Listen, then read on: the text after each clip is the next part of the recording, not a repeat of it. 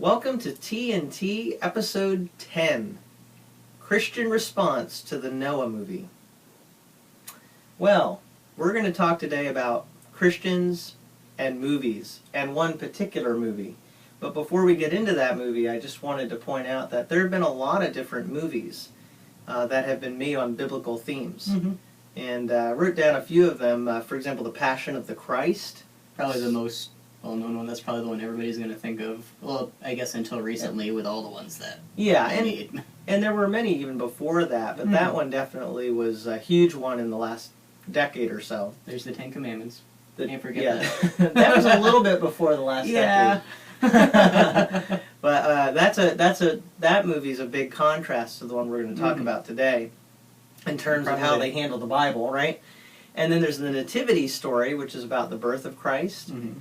And then most recently, the movie The Son of God has come out. Mm-hmm. A lot of people have gone to see that. And by the same people as the Bible miniseries, which also pretty recently came out. Which was on the History Channel. Mm-hmm.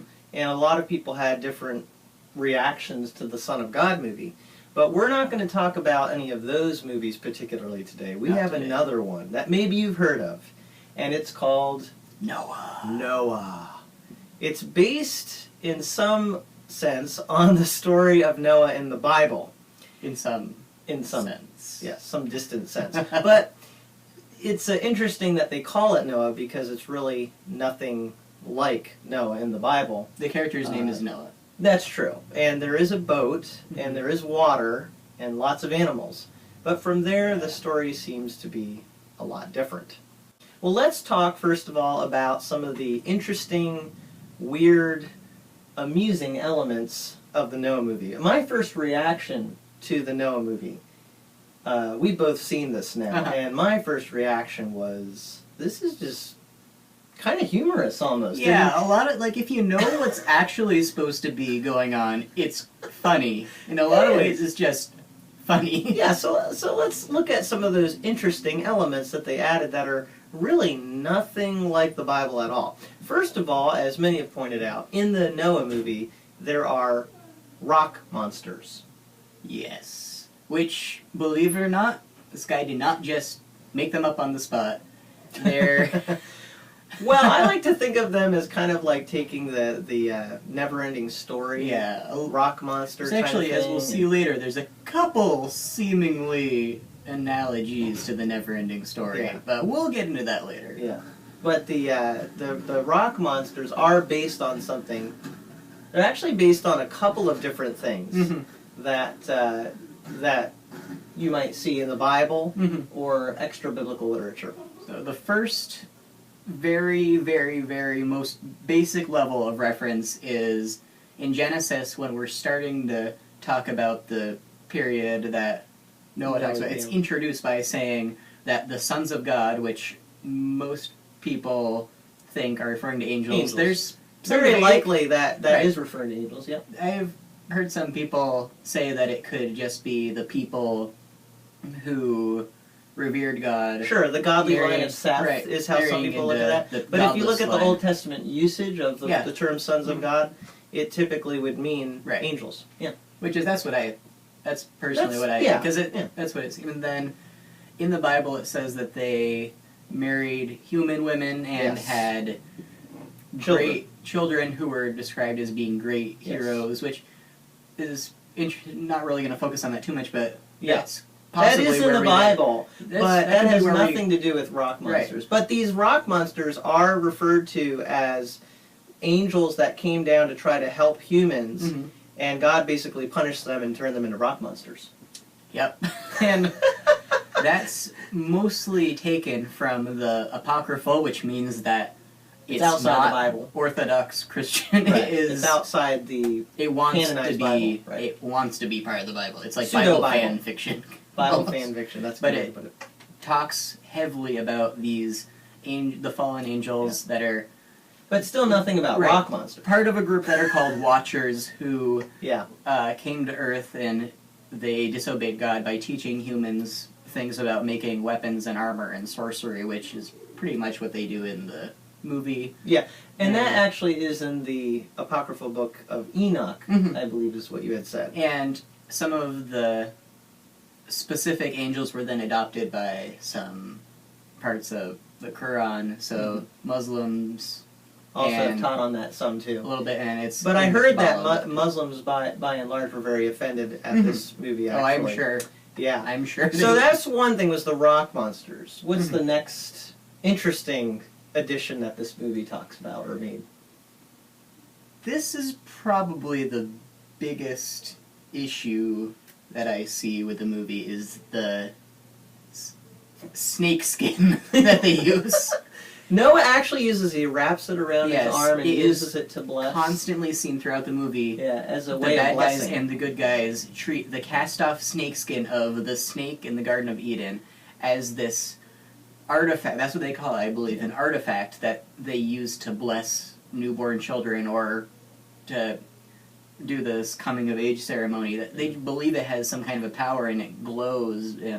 But it's the significance that it has that is really, I have a big issue with, and we'll go into that a bit later when we're actually talking about what's in the Bible. But It's just confusing. for a lot of people. It's That just should just be a confusing. tip-off right now. They use Yeah. the cast-off skin of the snake from the Garden of Eden to confer the blessing of God. Yeah, so there's this really ambiguous representation Mm-hmm. of good and evil. It's really hard to even pinpoint what the Yeah. good power is and what the evil power is. Well, obviously, as we'll see later, the evil power is man. That We'll get into seems that. to be the case, yes. All right, well, another interesting thing I thought was Noah himself, his Mhm. character. He is, on one hand, at the beginning of the movie, this pretty good warrior, Yeah. ninja kind of guy. I mean, I don't know, Fights out off of several nowhere. trained soldiers, even though he wouldn't have known anything about fighting whatsoever. It's like they forgot to tell Russell Crowe, actor, that he's not in Gladiator anymore. Oh, Oops, I forgot. I'm not. I don't think they forgot. I think they purposely picked him. They're like, what can we do to make Noah a little bit more, compelling to people today? We'll make him this ninja fighting guy, and that's what he is. But he also, even further than that, he's not only a ninja, he is also really a psychotic murderer. A psychotic murderer, vegan, animal rights enthusiast. Yeah, just a very lovable character. Mhm. You really want to. They took one of the very few characters of the Old Testament that pretty much does exactly what God told him to, almost pretty much consistently, and they turned him into a very Monster. unlikable monster. Yeah, actually, It's the quite a rock feat. monsters are more human. They're very than Noah. likable. Yeah. So we got that as another weird thing about it. Then you were pointing out that there's these rocks that have like these powers in the movie. It's these weird crystals that everybody wants, mostly the line of Cain, which are the bad guys. They do all this mining and they use it as, it's like this power source. It's like something you'd expect to see in a Marvel or DC comic. Some really ambiguous rock that has well, really why awesome... not throw Marvel comic mythology in there while you're at adding a bunch Yeah, I of know, stuff. right? Yeah. It basically does whatever you want if you break it. It's used Cool. to light fires. It's used to, I think they probably showed at the beginning of the movie using it to power machines. They use it as weapons, and Methuselah It makes was a sword their- out of it it and was their destroys a bunch of technology. angels with it. It's their Deus Ex Machina. Yeah, they obviously had some sort of ingenious technology back then, and it must have been rocks. So there you go. I don't know. Yeah. But one other thing is the bad guy, and his name He's is Tubal. actually, he appears in the Bible.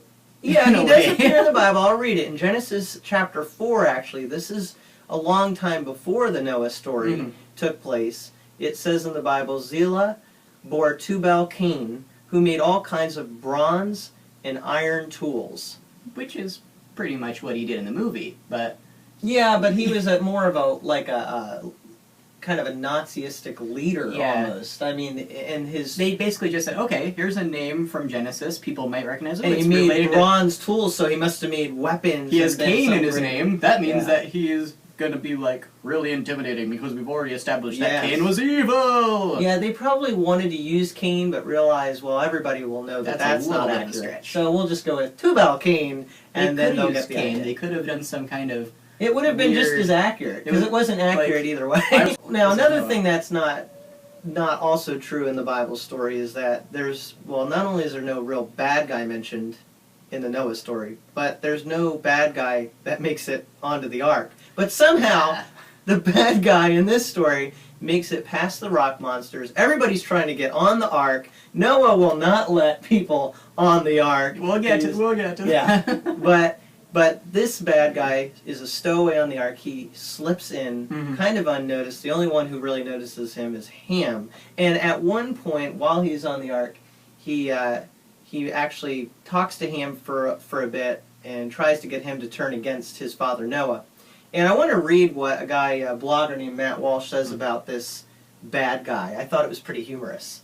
If you doubt the bad guy credentials of the bad guy, the writers made sure to include a scene where he bites the head off an endangered lizard while sermonizing about the glories of being a carnivore. This is how the vegetarians see the rest of us. His bad guy monologue consists entirely of simply and accurately quoting scripture. This is how you identify the bad guy in a Hollywood movie. I thought that was pretty funny, actually, because it's kind of true that they just twist scripture and do all kinds of stuff that there's nothing like in the Bible, and the one person who actually kind of quotes the Bible accurately is the bad guy. I kind of liked him, honestly. I know, I actually he did a lot of things that, you could kind of interpret him almost as in other different circumstances, he could have been a good guy. Almost a good guy. Well, compared to Noah, he had some kind of I think Noah, honor. You almost wanted to see Noah die in this movie. I That's wanted to see sad, Noah die. considering he's the main character and the name of the title of the movie. Crazy. So, we've talked about some of the really big things that are wrong with the movie, but hearing us say it, yeah, we'll save some of those really. Just hearing us say it isn't enough. We should really be talking about what the Bible teaches in contrast. And I do want to say something about that at this point. Actually, this movie, on the scale of, really good movie, really bad movie, I mean, obviously there's all different ways of looking at it, but I don't actually think this movie is a super dangerous movie to watch. Yeah. Because people can watch this movie, and even if they know relatively little about the Bible, they're going to sense that something is really off. I mean, it's just nothing like the Bible. Everybody knows the Noah story to some degree. And this is nothing like I don't think that...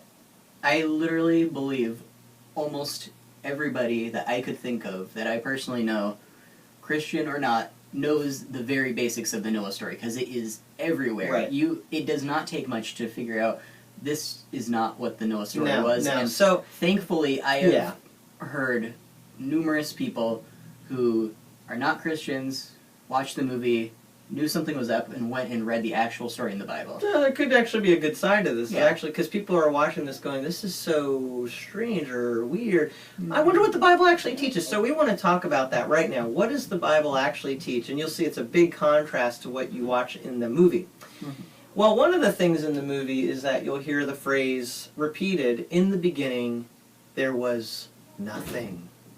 I think Lawrence Krauss actually helped to write this part of the script, because he wrote the book, A Universe from Nothing. And apparently they were drawing from that when they wrote the script. I don't know. But the Bible doesn't say in the beginning nothing. It says in the beginning God. God. And that's kind of part of the problem of the ambiguity of God, as we talked about earlier, because they don't talk about nothing like it's nothing. They talk about it like it is something.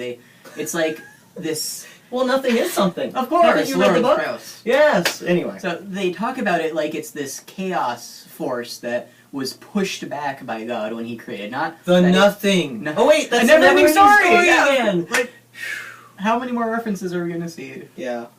Yeah, Nope. I know. Well, actually, I did want to point out, too, that by the end of this movie, it seemed like it was the never-ending story. It dragged on a bit. I was really bored. But it's not God filling a void, it is God pushing away a void, which almost kind of makes it seem like it is the nothing was something alongside or almost equal to God, not that God was all there is. Probably drawing from some ancient myths or whatever. But the Well, point of course, is there's the that... Babylonian chaos myths. Yeah, and I think that maybe that kind of thing. But the real big thing is that they don't really speak of God in any clear terms at all. They don't even use the word God in this movie. They just say the Creator. The Creator, and He's very impersonal and distant. very much like a deistic kind of God almost, except that he likes to punish people. Right, he's just sick, twisted, and cruel in this movie. As someone actually put it, this movie is more Old Testament than the Old Testament.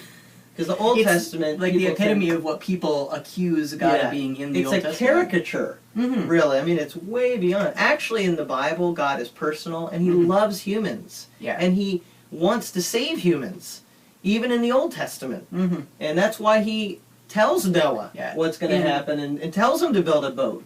In the movie, when they're talking about the Garden of Eden, by the way, this movie has really awesome special effects that you can't deny.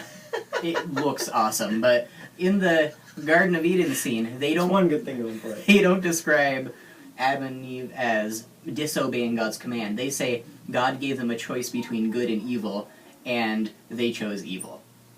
And they were luminous beings without flesh or anything. Right, that was kind of weird. That was weird too. Anyway, we could go on and on, but the point is... Yeah, it's like God gave them a choice and then punished them for it, is pretty much what was told. And in the Bible, it's God told them what to do, they disobeyed it, He gave them the consequence that He already told them would happen, but He provided grace for them. He told them there is going to be something in the future that is going to...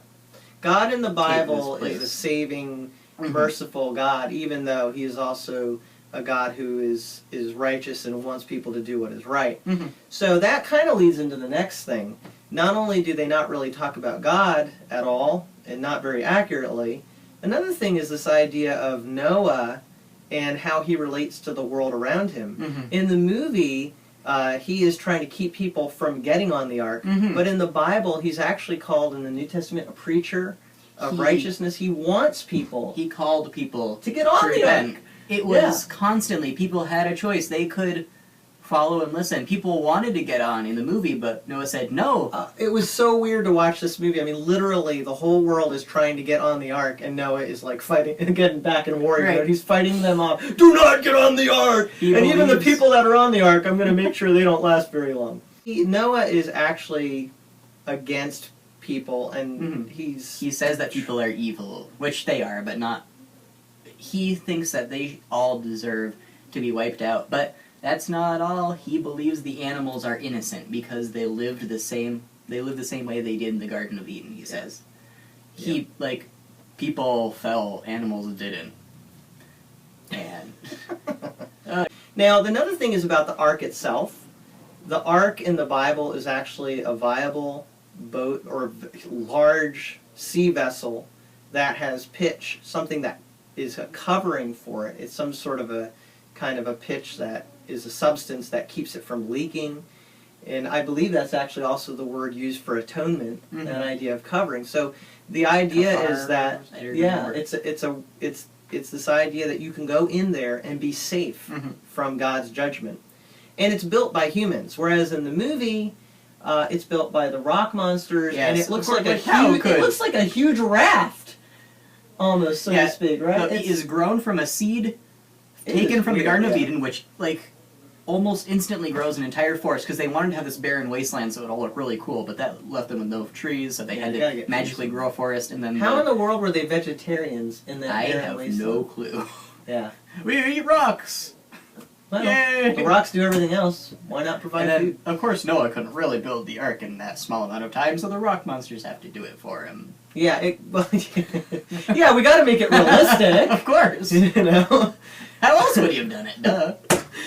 That explains a lot. But no, actually in the Bible it is very believable because he has other people working with him. And he spends, a couple hundred years. Yeah, people lived a long time. And so he could spend a long time. I think it was 100 years. Yeah, I don't remember exactly what it was. And could take a long time to build this large vessel. And that's the other thing is that in the Bible, when they bring animals onto the ark, it doesn't say they brought every single species. In this movie, it's visually stunning to watch. It was all the really animals. awesome. There's this river thing that comes out from where they're building, and all the animals follow it, and there's all these birds in the sky. But there's too many animals. There's too many. Because actually, according to the Bible, all you'd have to have is each kind of animal. So you don't have to have every kind of dog, for example, or every little wolf species. has like all the genes of pretty Exactly. much any dog ever. Right. A wolf could breed with any species of dog we have. Right. So all you would need is 2 wolves on the ark, and that accounts for That's all how we dogs. got all the different species we Mhm. have, because of kinds Yeah.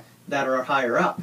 And so that's what Noah had to bring on the ark. A lot less animals than the movie depicts. One other thing, though, is that in the Bible, Noah is actually, at the end of the story, when he comes out of the ark, he sacrifices to God, and God makes a covenant with him. And I'd actually like to read from the Bible. And when we read this, you'll see just how different God and the story of Noah is compared to what Mhm. is seen in the movie.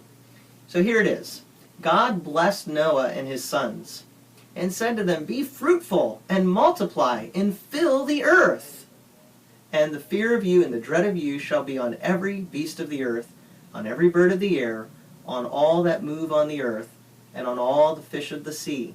They are given into your hand. Every moving thing that lives shall be food for you."